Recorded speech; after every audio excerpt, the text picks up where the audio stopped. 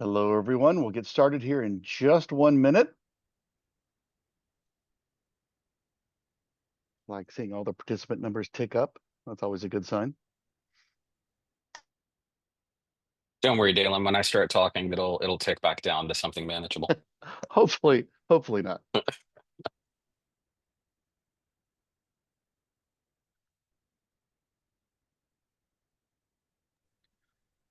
All right.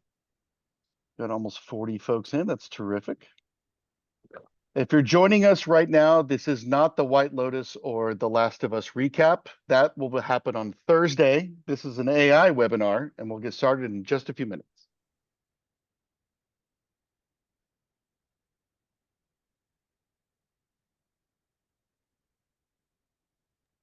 I think 50 is a good number. I'll start at 50. What do you think, John?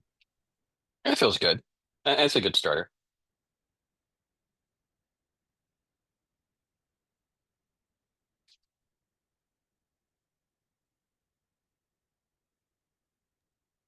There it is. Hello and welcome, everyone.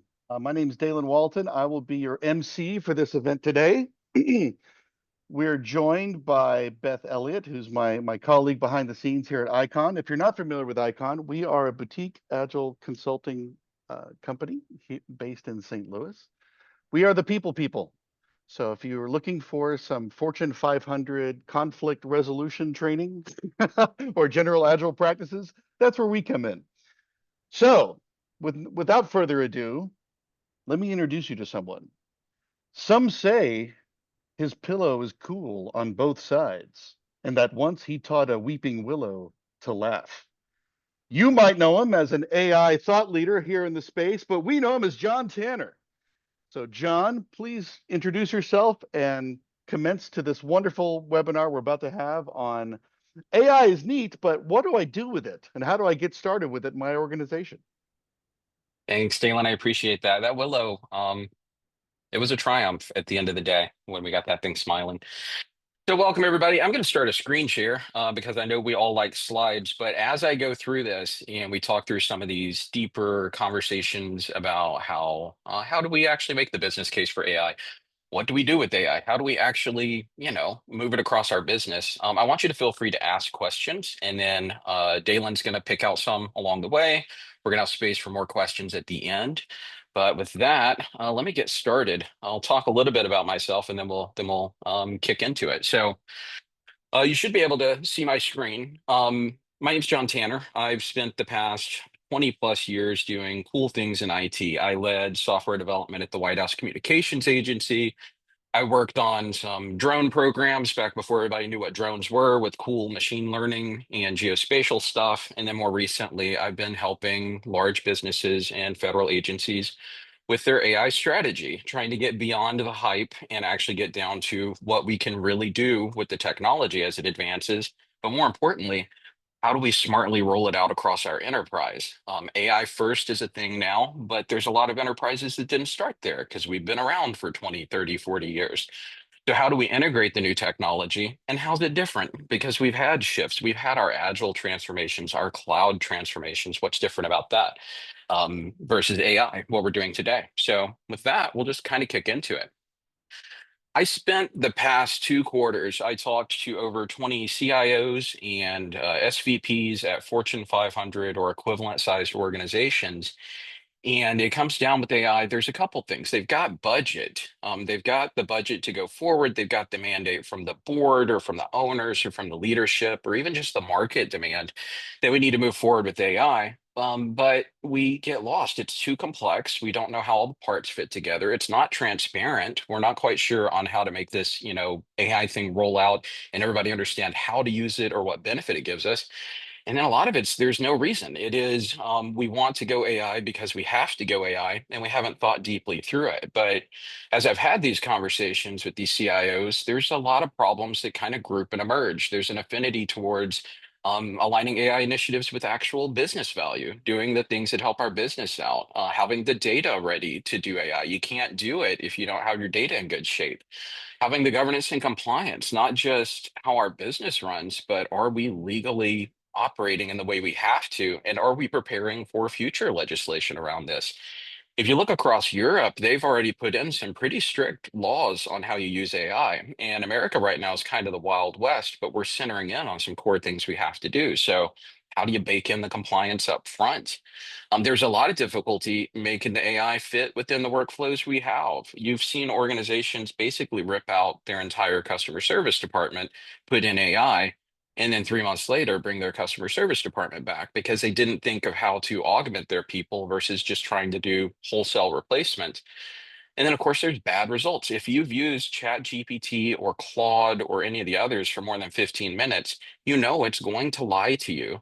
It might produce something that's pretty, but it's going to give you a link that goes nowhere or a report that didn't actually exist, or it's just simply not going to understand your context. You can start talking about, business with AI, and 15 minutes later, it's giving you the recipe for a really good banana pudding for no reason whatsoever. So there's just a lot. There's a lot of issues we're discovering, and I think as we go forward, you'll see it just comes down to a few simple things. The reason behind it is we didn't start with a clear strategy. With any large enterprise initiative, and especially when you're talking about something as transformative as AI. When I talk about AI, it's not just the generative AI chatbots that we all see, or the auto spell correct that you've had, the algorithmic stuff you had for a long time, or even traditional machine learning. We're looking at AI as intelligent automation. We're looking at AI as a new enablement for your entire business enterprise. The chatbots and things are cool. That's natural language processing, generative AI stuff that helps us. But being able to completely control my cloud spend across the enterprise is really nifty when AI takes care of it for me, so I don't have to focus on it. So when I started thinking of that big business enterprise enablement AI, there are kind of three areas where we're failing. The first is we're not painting that corporate strategy, how we actually intend to lift our business up and move forward with the new technology in a strategic way, pinning it to things that bring actual business value, actual enablement to our human people, actual speed to our workflows, total time to market, return on intelligence, those sorts of things. We're just not building the strategy up front. We've done a lot of playing. Your business probably has a pilot group or some group somewhere that's innovating with AI, but the lack of strategy is starting to really hit. The Fortune 500s are seeing it, and small and mid-sized businesses are feeling the pain as well. Without a strategy, you can't build a good roadmap. A roadmap is how are we going to enable and prepare our business to move forward? What does the 3 week, 6 week, 6 month, 9 month view look like, all the way out to if we've got, a multi-year plan, what are we doing now to enable it for the future? And then, of course, the business case is lacking. It's weak. It's really hard to say how I'm going to get return on intelligence when I don't understand the cost because AI is cheap right now, just like cloud was. I don't necessarily understand the return I'm going to get by deploying the AI things we're doing. I don't see the cost savings because it's hard to do that if we haven't got good use cases for it. And it all just kind of crumbles apart because we're not strategically approaching this as the massive shift in business that it is. When I talk about it as a massive shift, I'm talking about it in terms of the internet was a massive shift for business. We still sold things, we just now sell them online. We still have people, we just have people that use the internet in their day to day. It's the same thing with the AI. We still do things, we're just starting to do them with AI, and we still have people, but those people roles are starting to leverage AI more. So the challenges that we're facing as we start planning to do this across enterprise, if you pull it up to that enterprise level conversation instead of the individual, you start to see some really big problems emerge. I'll start with the big number on the right. 74% of orgs struggle to move beyond pilot. They're poking at it, but they're not getting any business value out. We're talking millions and millions of dollars. Even if you're a small business and it's only been a few thousand, when you start to aggregate up like how much this stuff costs over time, it's a sizable portion of your operating, your IT expense. And for big business, it's even more expensive because they've got the big models they're using. As the organizations continue to invest in this stuff and grow it, they're saying they never had a clear business case to start with. They're saying that they haven't achieved any business value whatsoever, and they don't have a roadmap to scale it across the entire enterprise. It's all the same problems we just talked about. Without having a clear strategy, an actionable roadmap, you're going to get stuck in pilot. For those of you that understand Agile, you've seen this before. You've seen businesses say, we're going to go with safe or we're going to go with another agile framework. We're going to do a full transformation, and they pick one area to pilot. And that's as far as Agile makes it across the enterprise because there's organizational barriers, there's resistance, but they also never had a full transformation plan. They figured the pilot would produce the plan instead of having the pilot as part of the plan.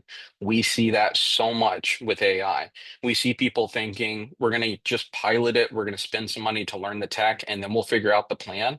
But because that pilot wasn't strategically chosen to provide some sort of value, it starts to stagnate. So you might wind up with a really cool AI capability that's siloed in some innovation group or that absolutely goes nowhere.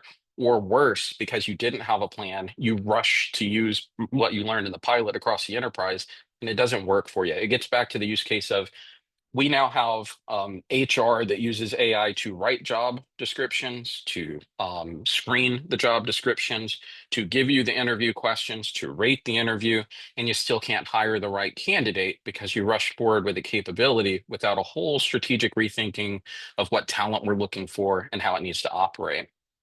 There's a lack of enterprise enablement. There's a lot to do to be ready for AI, and we'll talk about that a little bit later, but you can't just launch into it. Much like there are preconditions for success in an agile organization, there are preconditions for success in an AI organization. And then you wind up with a wasted investment because you spent all these millions of dollars and hundreds of man hours, if not thousands, and you've got nothing to show for it. And eventually someone's going to ask, why did we pay for this in the first place? And their second question is, who do we cut or what do we cut to get the money back that we put into this? So it leads us to the question of how can we do it better? I've spent the past 3 years working on the how we can do it better question, which is why I've been talking to all these CIOs and SVPs.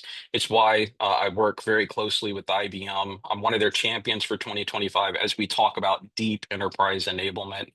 I've spoken to people at Microsoft, at OpenAI, at Google, and at Amazon to try and figure out if there's a better way working with the enterprises.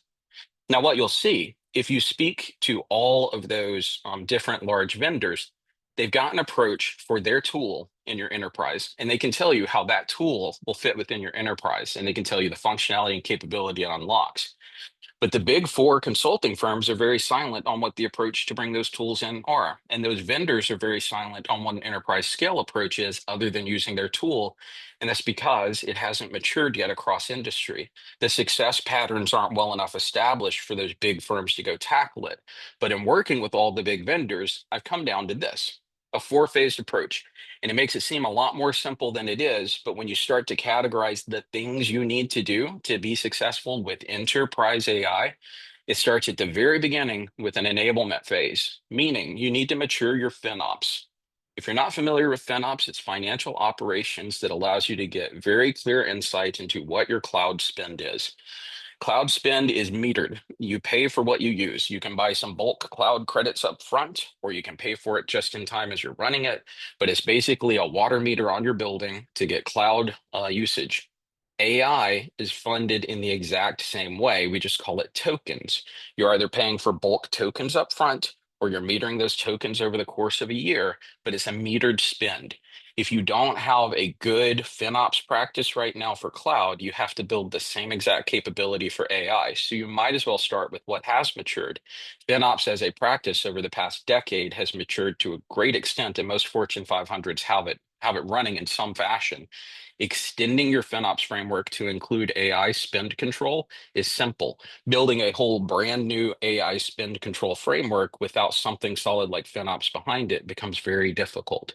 So in our pre-enablement, doing things like get my FinOps under control, take my DevOps and mature the practice to also allow me to deploy rapid AI prototypes, AI model distribution, things like that, to deploy the AI tools because they change so rapidly. The technology advances in weeks versus months. Not having an automated pipeline with all of your testing in place is going to slow you down. And then also, as part of enablement, maturing into AIOps so that you can test, validate, control, train, and release your models using the other two things: the FinOps spend control, the DevOps automated pipeline. AIOps sits right there and allows you to start smartly releasing your AI products, or at least monitoring and controlling your models. If you're not doing the enablement steps first and you're jumping straight into let's throw out a prototype or let's build an app or let's replace some people or Copilot's enough or I'll just use Zoom transcription, you're missing the enterprise enablement part, which takes building modern pillars that we've had for a while with FinOps and DevOps, and that's emerging really fast with the AIOps. Without that enablement, you're going to struggle to go on to the next phase, which is the connection phase, where you connect the data throughout the enterprise. Most of you have a SharePoint or a Jira or a Confluence, or you've got your Workday and your Active Directory, and there's all these different data things throughout the enterprise. And you might even have a data warehouse or a data lake that has some of that information connected. Not good enough for AI. If you want the model to understand how you operate, you've got to spend time to connect all the data throughout your enterprise in a meaningful way. IBM, I believe, coined the term a data lake house. So you've got the lake, which is all this accessible data, and then you've got the lake house for structure. The beauty of working with AI, once you've enabled some of those things up front, automatic data discovery with AI is really incredible. It can find your data for you if you don't know where it is. The ability for it to contextually map with natural language processing to map all these different buckets and silos of data you have has gotten really, really great. Do the enablement, connect all your data throughout the enterprise so that you've got explainable models, making decisions in the context of your business, and then you can start to automate things. Once it has the good cognitive intelligence functions that AI is really good at, and it has all the data that AI is really good at understanding, you can start automating the human workflows, building use cases throughout your enterprise to say, stage by stage, here's the areas of the enterprise I'm going to uplift with AI. The people that I'm going to model these workflows around and how AI can support them. And then once you've begun that and you've got your intelligent automation handling the underpinnings of those workflows, you get really focused and start augmenting human use case workflows. I, as Bob in accounting, could get a lot more time back if AI took care of this corporate filing that is really a standard form every year. So I'm going to build a workflow around Bob that has AI augmentation, leveraging all the intelligent automation I did in the enterprise. And then I'm going to move on to Sally, who's in HR doing recruiting, and we're going to see what we can do to help her. We're jumping in industry a lot to that augment phase. The vendors are doing it because they want to sell you the first generation of agentic AI so that it learns from you and can be better for the next person that purchases it. The top four consulting firms, they don't have a stance yet because the technology is not mature enough. And then the businesses themselves are struggling because people haven't outlined that roadmap for them. But if there's not a business case for any of that, there's zero point in doing it. If you're rushing to AI without building the business case first, you're not only hindering yourself for the future because you're not following all those enablement phases to produce the real quality outcomes you want, but you're also not going to have anything to show to the board, the owners, the executives, the people, the public. If you're a nonprofit, being able to show the public where your expense went. Like, if you can't build that business case up front and demonstrate the value throughout, then you're setting yourself up for multiple levels of failure, technical people failure, as well as just simple, do I get the funds to operate next year sort of failure. AI is not a tool.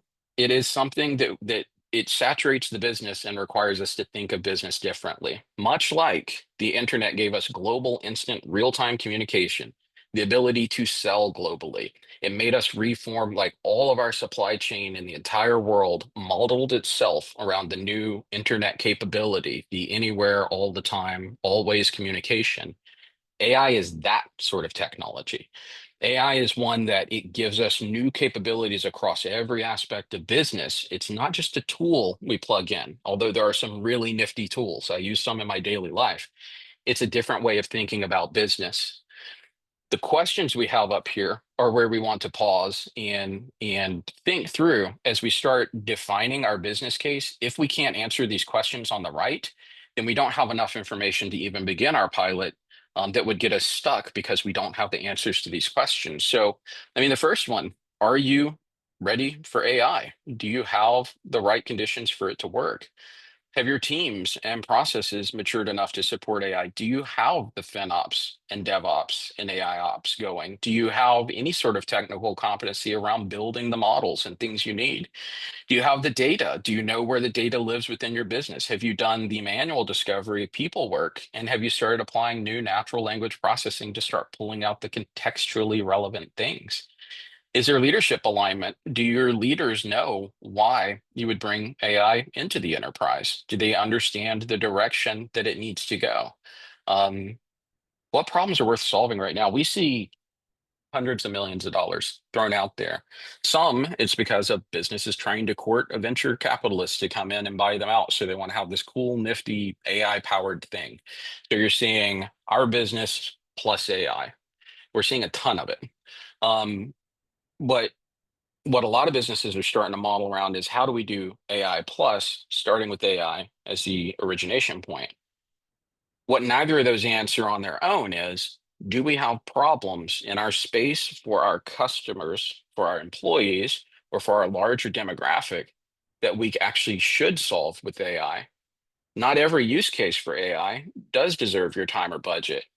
Sometimes it'll slow you down. If your organization is really known for stellar customer service, bringing in AI to save a few bucks could tank you because the reputational loss, because AI can't do what humans can do in that domain.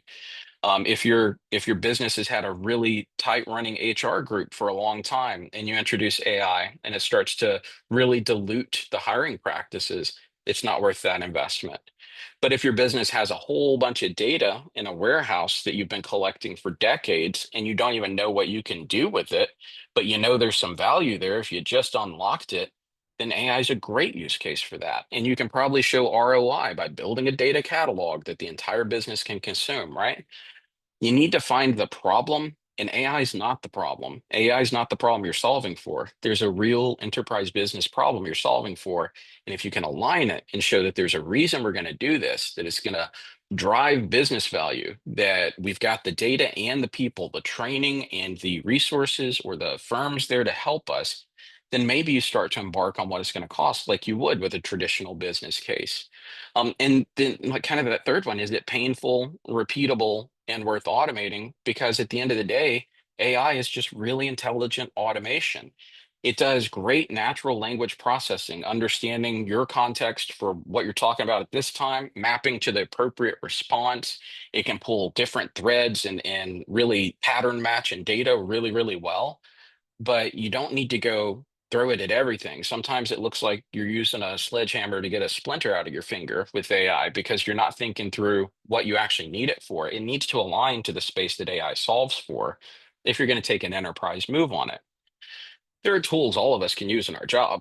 As I'm constantly sending emails. I've got meetings like this. Transcriptions are great. I use AI for a ton throughout my daily workflow, and it really enhances what I do. But there are some enterprise functions that we just don't outsource to AI. So thinking through, do you have the real problems, the industry market facing problems to make an enterprise investment in AI? And can I articulate that both in the cost, the funding cost, as well as the ROI I'm going to get back, the return on intelligence I'm going to get back? Then if you can't make those either side of it, then you need to pause for a bit and figure out where you're headed with it. What does success look like for you? This is so important. I skipped straight to the second bullet here because AI moves really, really fast. Models move really, really fast. If you can't define what success looks like in the immediate future in the next 6 months within this quarter, then you're gonna have a real hard time explaining what it looks like down the road. I tell everyone, if you've got a fully detailed 2-year AI rollout map, you're already outdated because in 3 months, there's going to be a brand new model. There's going to be a DeepSeek that drops, or there's going to be the GPT 4.5 instead of 4.0. Claude is doing amazing things, and they're all they converged around what large language models look like right now. It's now diverging into problem space solutions. IBM is highly focused on the enterprise. Microsoft is highly focused on the desktop, right? Zoom is focused on the cloud collaboration space. Salesforce is integrating everywhere and automating pipelines. But if you don't know what your business needs from it, and you can't say in 6 weeks this is incremental success, and then we'll look at the 6 weeks after that. If you can't understand where your business is going, you might wind up wandering the path of the vendor you chose and going deep enterprise because you chose that one, or going desktop because you chose that one. So being able to articulate in tiny increments where your value comes in, really important for the business case. How does it improve the outcomes you already care about? It's a force multiplier. You want to amplify what you do well. It's not going to fill the gaps of your business model. If you've got a market problem, AI doesn't fix that. It gives you tools to approach the market better. It gives you ways to think about things differently, and it might give you capabilities that down the road you can figure out a different market strategy, but it doesn't solve new problems for you. You have to figure out your plan and how to leverage the tools to do it. And then who needs to believe in the results and why? How you position your business case, it really does depend if you're reporting to a board or if you're a federal agency and there's a mandate, or if you're a nonprofit and you're really reporting to your constituency, your public. Like the results that you're showing, when I say return on intelligence instead of return on investment, because what we're looking for is meaningful gains.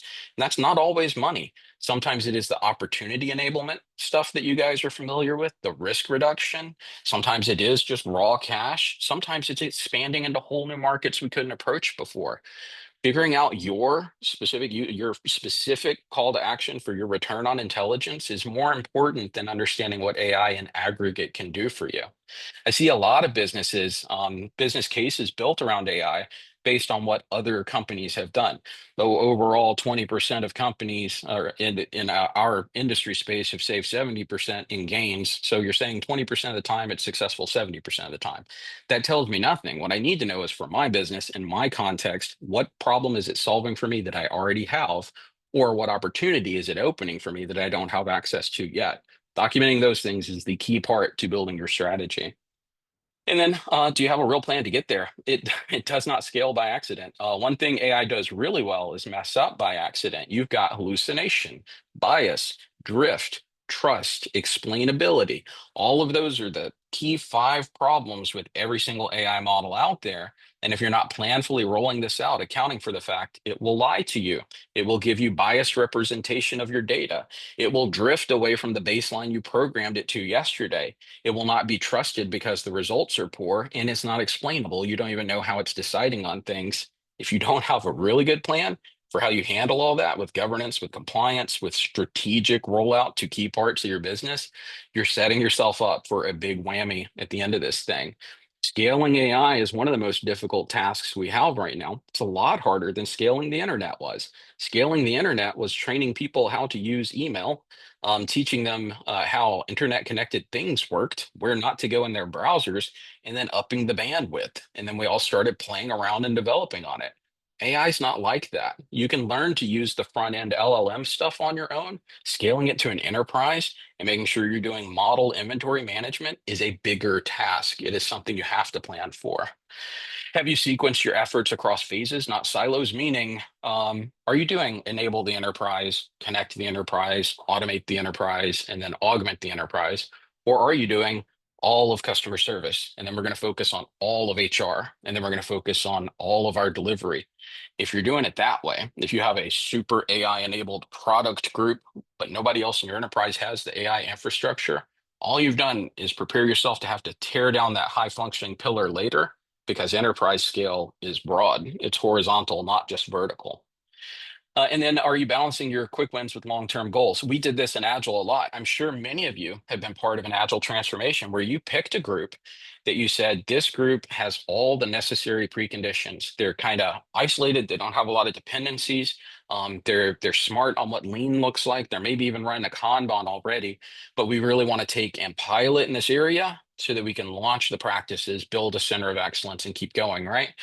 The quick win is getting real agility measurable, that we've got mean time to resolution down, that our total time to market is lower, that we're getting ROI like we've never seen, we're releasing faster, the quality's up, those sort of measurable things for the quick win, so that in the long-term success, you could say, all right, we demonstrated a good agile model in the context of our business. We're documenting it in our center of excellence. Our PMO is going to put it in their documentation, and we're going to roll it more broadly across the enterprise. AI is like that, but there's a lot of technical enablement that goes with it. John, And then, yeah, go ahead, just Dalen. real quick, could you touch briefly on? I know it's a fear in a lot of organizations, like, okay, we bring AI in, great, all my secrets and IP is going to go out the door, and it's going to be used to train the LLM, and all of our stuff's going to be stolen and out there in the world. Can you talk a little bit about maybe some guardrails or some ways to address that concern? Oh, yeah, it's one of the biggest concerns.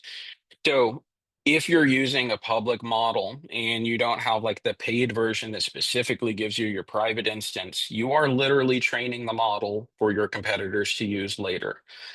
The first thing you have to do as part of your enablement practices and getting your infrastructure in place is figure out what your closed private model looks like. You also need to be very careful with vendor selection and have deep discussions there because some, they won't use your data. Your data won't escape, but they will train a model based on how you use it. And then they'll take that model, they'll walk across the street to your competitor, and they'll give them the model you trained. There's a ton of that going on right now. If you work with your vendor to understand that you own the model, that your trained models don't escape, that you own the data, just like any other, any other sort of product, Salesforce isn't giving your data to someone else. Um, it's really in that upfront negotiation and understanding how it's being used. The most valuable part is the model. Once you've trained it on your data, in the future, it just kind of gets your data from the enterprise when it comes in. The context and ability to work in your industry at your scale with your customers, the model, the way it logically processes things, it becomes really tailored and custom to you. That's the thing you never want to let go of. That's the thing you want to own. And that's the powerful part of AI. I've got my own models that I've trained for multiple years, and I wouldn't share with anybody because it gives me the results that I need in real time. And I don't necessarily want everybody on the street to have that. When you're building your enterprise strategy and you're building your business case and you're talking about the expense of it and things like that, the things you need to note are we're going to work with our vendors to ensure ownership of the models. We're going to work with our vendors to ensure explainability, how the model made the decision based on the data and context of our business. Those are all things that you have to consider. And honestly, it's a lot that you have to consider. I know organizations that have started out and they basically just brought in their one AI person and expected them to handle the vendor management aspects, enterprise architecture aspects, the IT systems aspects, the training and enablement aspects, like all of it, as well as the finance and contractual stuff, not realizing this is a big enterprise initiative. If you want to own your models and you want to actually progress them and have something solid at the end of this, you have to plan for it up front. It is a big concern. Ownership of ideation, ideas, and context is big with AI. So my biggest advice is really study what the vendors are doing and what they guarantee before you do any sort of vendor selection, or work with a party like us at Icon. They can help you with that vendor selection because it's very nuanced depending on what you're trying to do. Hopefully that answered it, Dalen. I know I said a lot of words and I felt like they were good Uh, ones. I think so. Thank you. All right, cool. We're back, I mean, bottom of the slide here. Does your team know what to do next and why? Any roadmap, any rollout, any enterprise transformation. One of the things I've railed against, if you've listened to any of my other talks for a while, I've thrown out that industry has gotten in a cycle of continuous transformation instead of continuous innovation or continuous innovation, ideation, whatever, improvement. Um, I'd like us to end that continuous transformation cycle. For us to do that, we have to be planful about what the start and end looks like. For AI, the best end state you can get to right now is we currently have augmented agentic AI. We're starting to work with it. And I don't know after that because we do not know where the technology is going to land. So we want to transform our enterprise to be adaptable and able to pivot with the technology changes, but to embrace them versus having to stand up a new transformation in 2 years as the tech changes. You need to work very hard in any of your AI enablement stuff to make sure you're putting together a foundation that you can build upon in the future rather than a transformation that you're then going to kick off again in the future. It's a slight nuance, but all of you in the agile space understand this because you've seen the continuous transformation cycle for decades where a business never truly transformed. They never picked their success, they never understood their ROI, and they never said, we met that milestone. Now let's improve after that. We want to stop ripping out the guts every few years and trying a new framework or a new approach or a new license track or certification track or whatever it is. With AI, build the right infrastructure first, be adaptable enterprise first, and then everything else is going to get easier for you. I see hands up. I think we got one more meaty slide and then we'll open up broadly for questions for a while. I want to answer as many as we can.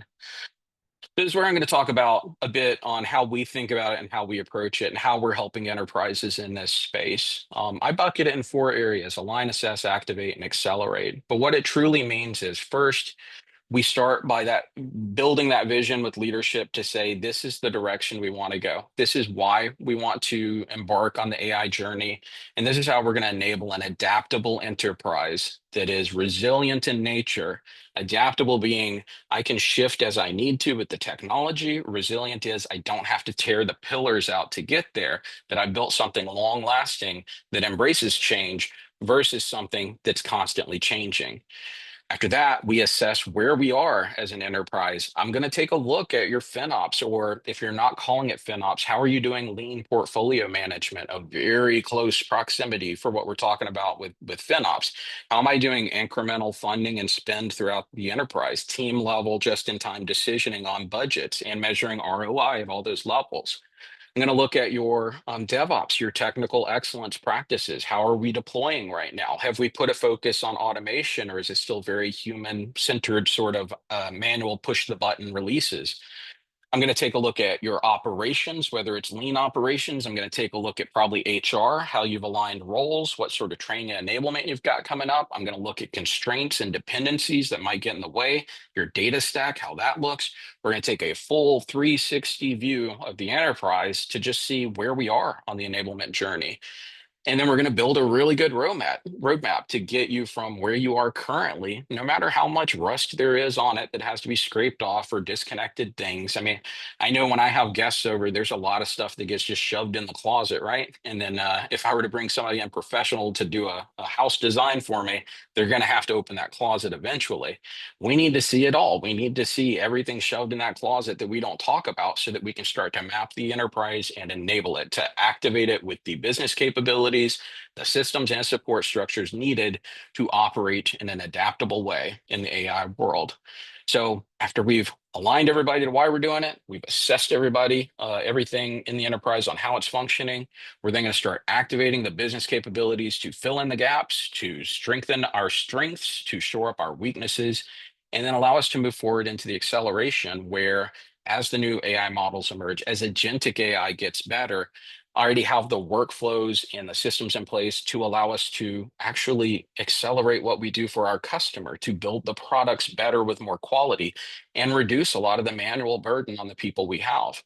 One thing, this is something that is used as a scare tactic in headlines that AI is going to replace all of our jobs. It's used as a threat by business. We're going to replace everybody with AI. There are very few businesses and very few industries where AI is up to the task right now.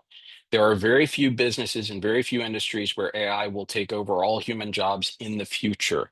It doesn't work that way. When human capacity is freed up, we apply that capacity elsewhere where humans are good.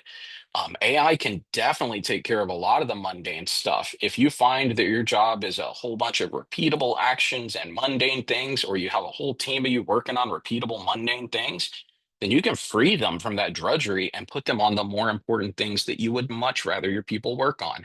As a leader, as a team leader, as a company leader, you want to look at this and go, how do I free my human capacity? And that's what the acceleration portion is. It's getting the human capacity back to apply towards the next big thing. AI can do a lot right now. It can't replace the human. AI will be able to do a lot in the future. It still won't replace the human. Our jobs and titles will definitely modify with the industry. We're going to find new things to call ourselves, but we're still going to be here. We're just going to be steering things a little bit differently, as we do with all tech. As we get into questions, I'm sure there are some examples because they're hitting the headlines every day. 100% AI company here or AI first company there, but I'd love to talk more about what that means. So, working with us, we help you build the strategy and the roadmap. We help you start to train and enable, unlock the capabilities, and then accelerate through the current AI mess, get the chaos out of it. Once you've got a good system in place, you'll feel a lot calmer, and then you can start to really focus on how do I get ahead of industry instead of just trying to catch up with where industry is with AI. Dalen, that's the meat of the content, sir. I'll go to our final slide, which is an invitation for people to join us, and then I will open up to take any sort of questions you can throw my way.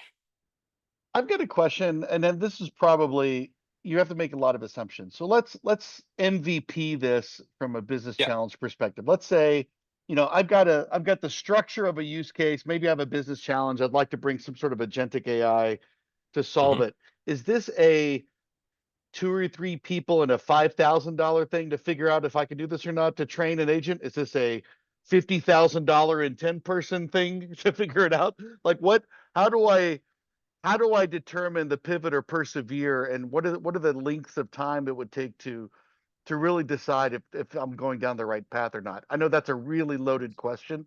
I know the consultant answer is going to be it depends, but I don't know how long it takes to train an agent and have it attack something. Can you give us some guidelines or some orders of magnitude?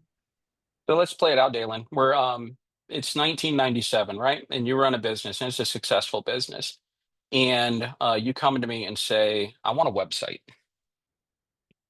It's the same sort of conversation because I'm going to have to ask you, well, first of all, why do you want a website? Do you do e-commerce? Is there a reason that you want it? Second of all, do you have your own servers or do you need a host? Do you have a vendor picked out? And then a few years down the line, do you know what language you're using? Is it PHP or Java? Have you gone to Cold Fusion? There's this new thing, it's ASP.NET, right? It's those sort of conversations we had to have with the internet. I want a website is loaded with a whole lot behind it back then. Current day, I want a website. It's like, oh, do you want to use Canva or Squarespace? Like we've solved this problem. Where we are with AI, when you say, I'd like to use agentic AI, I'm going to have to say, well, do you currently have a vendor? Do you have the infrastructure to host agentic AI? Do you have the governance and compliance in place to make sure the agentic AI actually stays on task? Are you thinking of it in terms of, I want a person I can talk to that just happens to be virtual? Or are you thinking of it in terms of it's behind the scenes working on the server? There are so many deeper questions behind agentic AI. When we look at our Instagram reels, it feels like, oh, agentic AI, it's here, and I've got a personal assistant, and it just does everything. It can go on the website and order the books that I want it to order. That's a cool version of it. In the enterprise, I've got agentic AI that helps me with my heap stack on an application that's running poorly, and it keeps it fine-tuned. It makes sure that my cloud spend isn't going over because it's tweaking it in the background. Those agents are always running. So when we start asking the questions that back in the 90s would have been, I want a website, and nowadays it's, I want agentic AI, the deeper questions all come back to, one of the prior slides. Why are we doing this? What do you have in place? Have you enabled yourself for agentic AI? And what do you hope to get back out of it? Once you can answer all those, then we can have a much deeper conversation. But also, there are times that the board literally says, you have to have agentic AI. Right. It's in the news.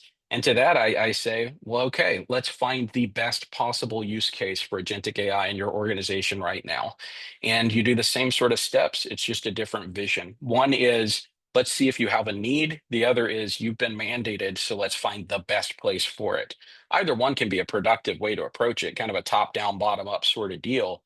But agentic AI is yet another tool in our AI suite that's emerging. And honestly, it's the most powerful. There are really good use cases right now. It sounds a lot like, for a lot of the folks on this call that are familiar with Agile, it's like when your client comes to you and says, we would like some Agile. What are you trying to do? Just sprinkle some Agile. Can you just sprinkle some AI across the organization, John, and make everything better, faster, more automated without having to think about it too much? We've talked about this before, Dalen. I used to ask people like, how many agiles would you like? I can get the bucket of agiles out and we can see how many agiles. But if you can't tell me why you want business agility, if you can't tell me why you want agile without using the word agile, it's going to be hard. It's the same thing. If you can't tell me why you want AI without using the word AI, it's going to be hard. But also, those of us that have been doing this a long time, we know to start with the right questions. And it gets down to really finding out fundamentally why. What is the why behind this thing? And ultimately, there is a solution. The technology is good enough. It might not be today, but you can set yourself up for success tomorrow if you're taking the right steps. And we've got a couple of more learned questions of what I'm throwing in, but maybe this will help spark some conversations. From Mauricio, regarding the MVP we just discussed, it makes sense to connect it to context clearly, but just to have some visibility, could you, John, share a scenario and what the basic investment idea was and the timing and kind of how that played out in a real time example, or in a real world Yeah, example, I should say? Yeah, I'll go back to the application performance management, which I mentioned a moment ago. And I know it's a really thrilling, sexy topic for everybody talking about application performance. They're really good agentic APM tools. What these tools do is you have an AI agent that's sitting on your server and it's reading the logs and it just knows what your applications do without you even having to tell it. Zero configuration. It goes in, reads the logs, and then it knows when your application's in trouble. So it can either alert you and say, hey, this application, it's constantly draining memory on the virtual. You want to do something about it? And you can say yes. Or it can just take care of it for you. It can containerize your app, shift it over to another virtual server, let you know when the job's done, and say, okay, we just kept you from an outage that we saw coming. And in the future, you probably want to make this a cloud native app. And here's all the recommendations on how to rewrite it. Agentic AI is super powerful behind the scenes right now, whether it's virtual cloud spend, application performance management. Where it's getting better is the stuff that interacts face to face with humans in real time. So a lot of people sell agentic AI as the chatbots that we already have. ChatGPT does a great job chatting. And if you've got it constrained well and you're monitoring responses and making sure that it's not drifting into hallucination, it can do a pretty good job of approximating human conversation. That's more just chatbot stuff we've had forever. If you were pretty good with Python and machine learning, you could have done this a while ago. The cool agentic stuff are the agents that run in the background, touching whatever you give them access to and bringing you solutions or implementing solutions without you having to intervene. You don't have to have the conversation. The way it plays out in the future is you might have the ability for every single person in your org to have an assistant that can go touch the systems across the org and get things done when you just say, can you please take care of this for me? That's the cool future state. Still not quite there yet, but getting close. But when I saw ROI, like the APM and virtualization stuff, it usually pays for itself within 30 days if you go put on some agentic APM control and virtual cloud spend control, stuff like that pays for itself in the first 30 days. And it's often a place I'll start my strategies on how do you pay for the rest of your AI exploration. You do it by tightening up that AI or tightening up that IT space with your agentic AI. Then you can start exploring the more people facing things. But in terms of like dollars, hundreds of thousands of dollars, it depends on the scale of your org, how much money you can save. But the cost of them is minuscule because they're back end agents right now. Thank you. Yeah. One great question from Karen. John, for those who may not have a background in FinOps, we'll call it financial Mm. operations. Sometimes I hear Yep. FinOps, THIN instead of FIN, financial operations. Understanding that that's the backbone, that's the foundation of what all this is built on, especially as AI-driven initiatives scale. Where would you point them to start building a foundation around FinOps? Are there communities or learning paths or strategic resources that you think are essential for people to really to kind of dive in and understand that aspect of all of this? Yeah, it's so well, there's two answers. The first one is go to finops.org, tons of information. You can go find it and you can start to delve into the research. There's a wealth of information on finops.org. If you want a more structured, tailored to the enterprise conversation, we do cohorts that include FinOps in the context of AI enablement. You're not going to find that on FinOps.org yet. You're probably not going to find that on like the Aptio or the Cloud Health or like Broadcom sites yet. They're starting to become aware that they really need to focus on the AI aspect.